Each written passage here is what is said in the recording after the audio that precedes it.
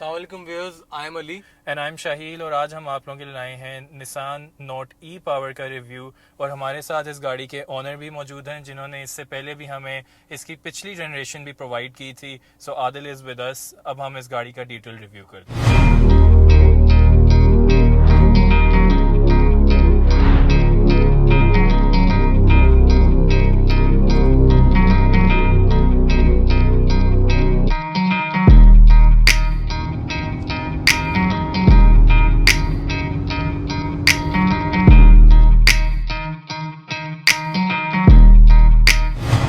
सबसे पहले हम बात करेंगे इस गाड़ी के पावर हाउस की। अब इसमें जो इंजन है वो बड़ा अनकन्वेंशनल है, just like its previous generation. इसका जो इंजन है वो एक पावर जनरेटर की तरह काम करता है और इसकी जो ड्राइव ट्रेन है वो डायरेक्टली लिंक्ड है टू एन इलेक्ट्रिक बैटरी। और अगर इसकी पावर फिगर्स की बात की जाए तो ये तकरीबन 114-115 हॉर्स पावर प्रोड्यूस करता है, जबकि बहुत ही impressive 280 newton meters of torque produce करता है। और शुरू में जो हम लोगों ने इसका भी 0-100 टेस्ट किया है उससे भी आपको इसकी एक्सेलरेशन का आइडिया हो गया होगा। अच्छा, अब बात करते हैं फीचर्स की। एंड एज एक्सपेक्टेड एक तो जेडीएम गाड़ी है, ऊपर से it's not a basic car. Obviously इसकी कैटेगरी थोड़ी सी बेहतर है जो आपकी लोअर एंड गाड़ी है विट्स टाइप उनसे। और गाड़ी के अंदर ऑलमोस्ट सारी एडास के फीचर्स जो हैं वो तो मौजूद हैं। लेन कीप असिस्ट है, अडेप्टिव क्रूज है गाड़ी के अंदर। उसके अलावा गाड़ी में 360 कैमराज हैं और यहाँ स्टेयरिंग के ऊपर आपको मल्टीमीडिया के भी, क्रूज के भी सारे बटन्स मिलते हैं।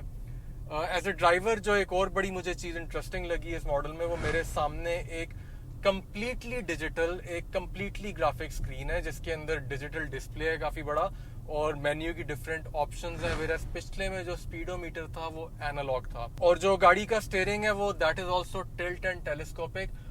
लेकिन एज ए ड्राइवर एक चीज़ जो मुझे अभी थोड़ी सी मिसिंग लग रही है वो इस गाड़ी के अंदर लंबर सपोर्ट नहीं है, लेकिन उसका हरगिज ये मतलब नहीं है कि गाड़ी की जो सीट्स हैं वो अनकंफर्टेबल हैं। अच्छा, और जो एक और बड़ी इंटरेस्टिंग चीज़ है इस गाड़ी के अंदर, वो इसके अंदर जो रेयर व्यू, इसको रेयर व्यू मिरर तो मैं कह नहीं सकता, ये एक्चुअली एक स्क्रीन है जिसके ऊपर रेयर व्यू का जो एक कैमरा लगा हुआ है उससे व्यू आ रहा है। उसकी आई थिंक प्रोबेबली जो कन्वीनियंस है वो ये है कि अगर सपोज पीछे पैसेंजर्स बैठे हुए हैं या गाड़ी पे पीछे कोई सनशेड लगा हुआ है, गाड़ी का व्यू पीछे से क्लियर नहीं आता, तो इस कैमरे की वजह से जो व्यू है वो बड़ा क्लियर है। और ये जो rear view mirror, actually mirror नहीं, जो रेयर व्यू स्क्रीन है, ऑफ कोर्स ये इसमें ऑटो डिमिंग फंक्शन भी है। रात के टाइम भी इसकी रेजोल्यूशन बड़ी अच्छी है और अभी भी जो व्यू है इसका वो काफी ज्यादा क्लियर आ रहा है इसके अंदर।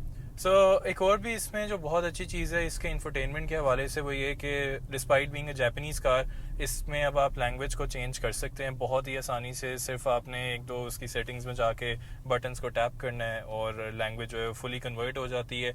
सिंस इसका डिजिटल आपके पास इंस्ट्रूमेंट क्लस्टर भी है तो वो भी इंग्लिश में हो जाता है और जो इसका इंफोटेनमेंट है वो भी इंग्लिश में ही है। इसके इंफोटेनमेंट में आप बहुत कन्वीनियंटली एप्पल कारप्ले और एंड्रॉयड ऑटो को भी चला सकते हैं और उसी के साथ साथ इसमें वायरलेस चार्जर भी है, विच मीन्स कि आप बहुत कन्वीनियंटली अपने फ़ोन को चार्ज भी कर सकते हैं, साथ ही उसे आप एप्पल कारप्ले के थ्रू कनेक्ट भी कर सकते हैं। अच्छा, तो अब इसकी थोड़ी सी एसी परफॉर्मेंस की भी बात कर लेते हैं। मुझे याद है कि जब हमने पिछली ये निसान नोट का रिव्यू किया था तो हम लोग इतना कोई इम्प्रेस नहीं थे एसी की परफॉर्मेंस से, और मेरे ख्याल से उस गाड़ी में एक ये पेट इशू भी था कि उसका एसी इतना अच्छा परफॉर्म नहीं करता था, स्पेशली समर्स में पाकिस्तान में। तकरीबन मुझे कोई आधा पौना घंटा हो गया इस गाड़ी में और बाहर गर्मी भी, आउटसाइड टेम्परेचर अराउंड 38-40 डिग्रीज है और अच्छा काम कर रहा है। इसमें single zone digital climate control आता है लेकिन रेयर पैसेंजर्स के लिए इसमें एयर वेंट्स मौजूद नहीं है। अभी तो शाही एसी इसका मुझे अच्छा लग रहा है। जो पिछली जनरेशन थी उसके एसी को भी प्रॉब्लम कोई नहीं है, लेकिन उसके एसी में एक डिफेक्ट है जो कि मुझे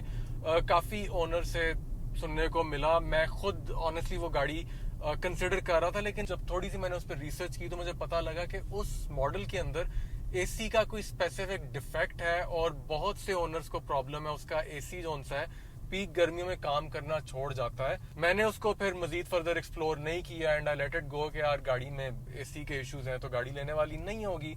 अच्छा, मुझे लेटली एक और ओनर है, उन्होंने बताया, उन्होंने कहा कि यार मेरे पास भी नोट है और मैं उसका एसी जब ऑटो पे यूज करता हूँ तो मेरी गाड़ी के एसी में कोई प्रॉब्लम नहीं आया आज तक।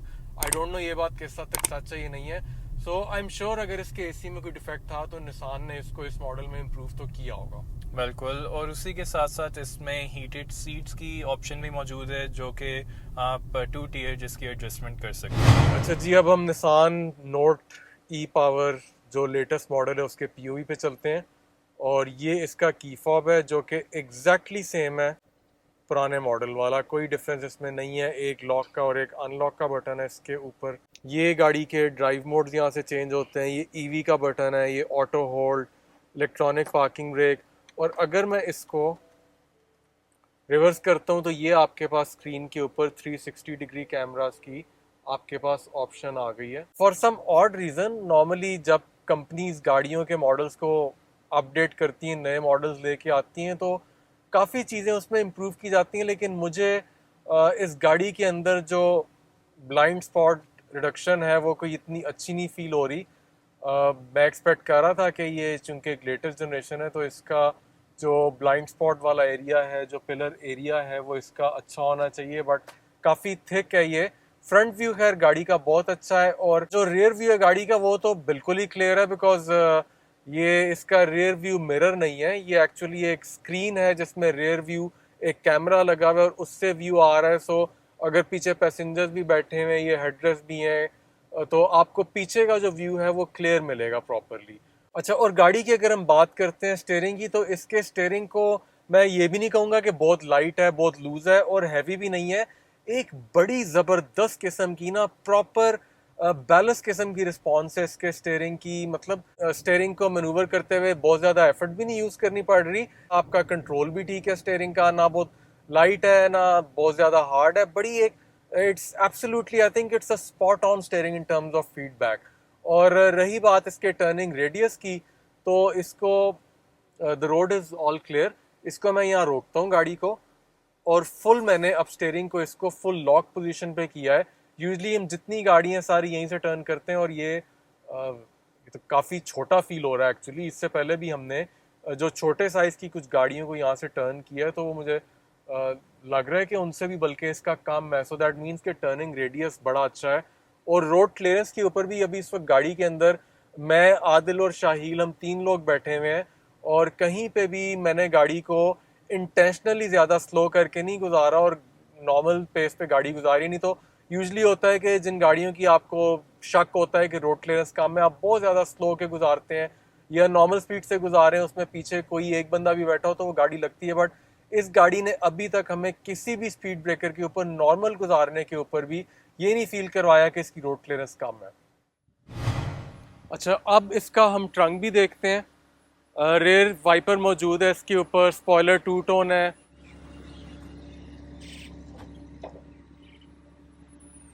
इलेक्ट्रॉनिक नहीं है ये ट्रंक स्पेस। वैसे अब अगर साथ इसके प्रीवियस जनरेशन खड़ी होती तो शायद एग्जैक्टली मैं बता भी सकता, लेकिन मुझे लग रहा है कि ये ट्रंक स्पेस पिछली जनरेशन के मुकाबले में काफ़ी ज़्यादा कम है। पिछली जनरेशन की ट्रंक स्पेस बेहतर थी। सीट्स अलबत्ता इसकी 60-40 स्प्लिट ज़रूर हो जाती हैं, लेकिन ओवरऑल सीट्स उठा के ट्रंक स्पेस मुझे नॉर्मल हैचबैक जितनी लग रही है, पिछले मॉडल जितनी अच्छी नहीं लग रही।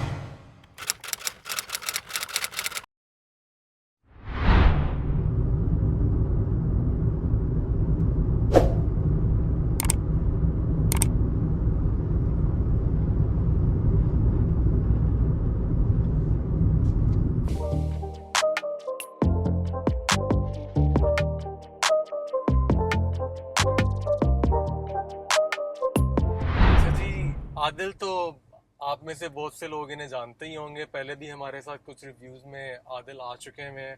और जो नहीं जानते, आदिल हमारे बड़े अच्छे दोस्त हैं।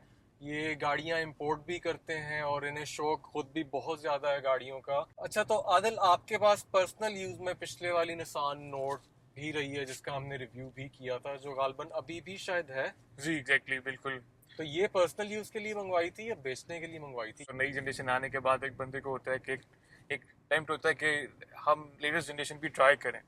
सो बस यही एक रीज़न था कि लेटेस्ट जनरेशन ट्राई की जाए कि क्या नई इम्प्रूवमेंट्स निसान ने इस दफ़ा ऑफ़र की हैं, और स्पेशली इसका इंटीरियर पिक्चर्स, वीडियोस, और even in after reality import करने के बाद हमें पता चला कि वाकई जैसा हम प्रेडिक्ट करते थे बिल्कुल अपनी प्रेडिक्शन पे पूरा उतरा है।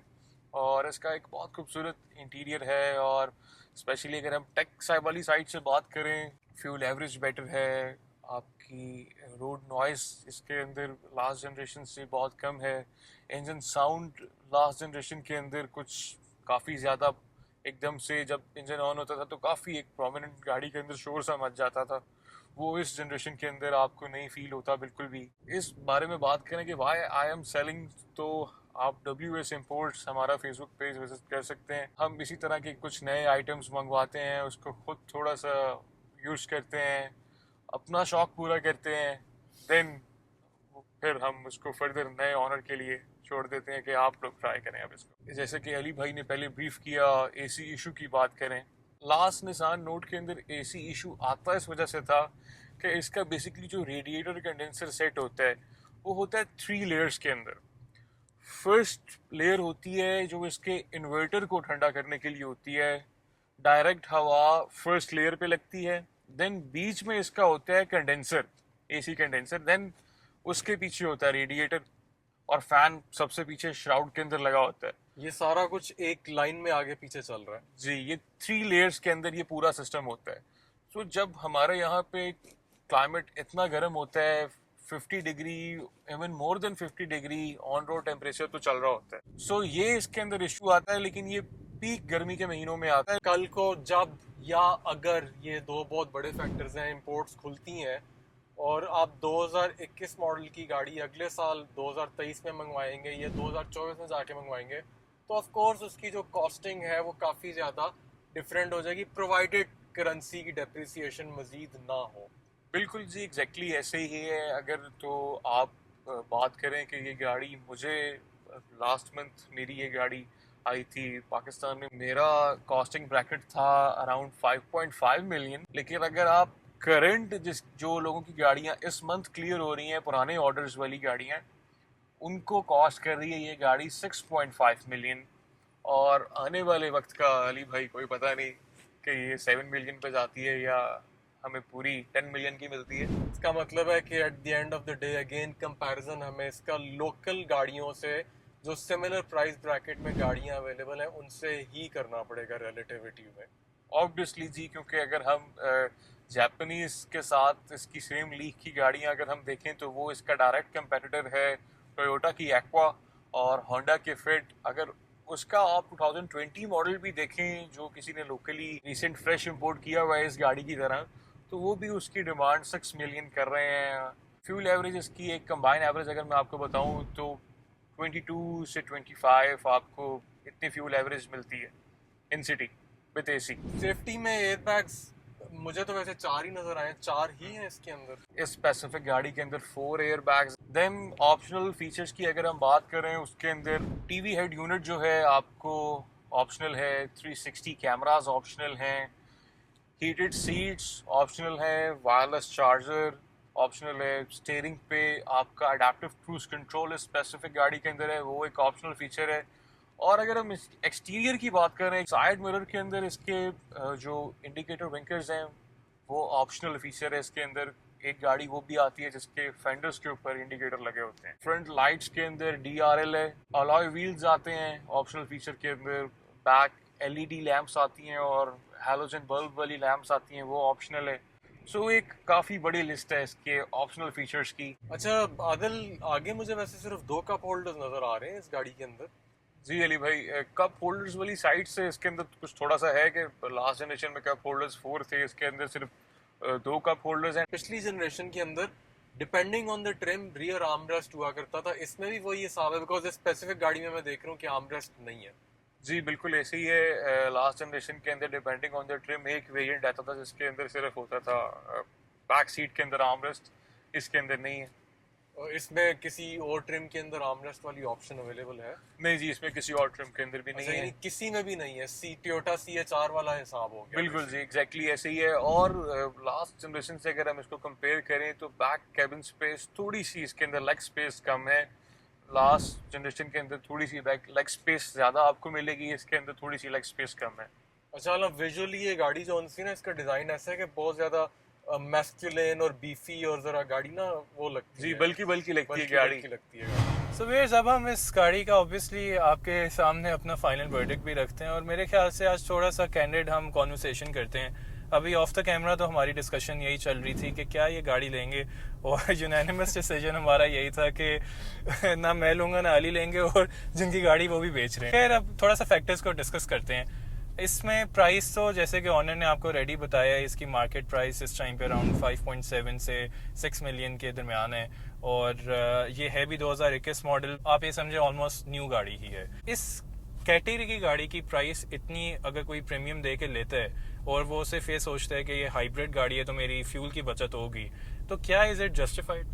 यार ये तो लेने वाले पे डिपेंड करता है, मे बी उनकी मेंटालिटी के हिसाब से जस्टिफाई करती है। हमने तो बेसिकली अपनी बात की आपस में, और मेरे लिए 60 लाख रुपया लगा के ये हैचबैक लेना मेरी ओपिनियन में मुझे नहीं समझ आती। इसकी why not buy a normal petrol car in the same price bracket.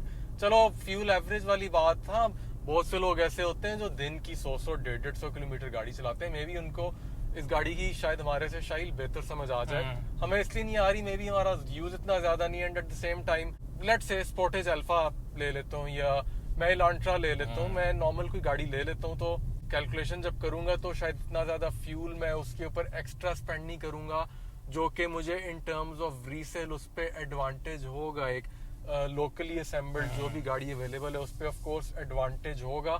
इस गाड़ी की डेप्रिसिएशन ज्यादा होगी। डिपेंड करता है लेने वाले पे कि उसे फ्यूल इकोनॉमी चाहिए and he can tolerate the depreciation, break even पूरा होता है या नहीं होता।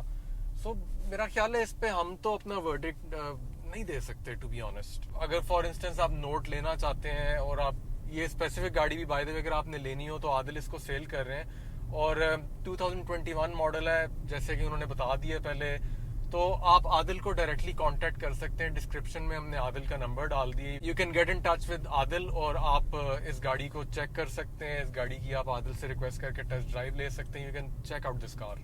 Anyway, अपना ओपिनियन हमसे ज़रूर शेयर करें in the comments below, and we will see you in the next video. Till then, अल्लाह हाफिज़। अल्लाह हाफिज़।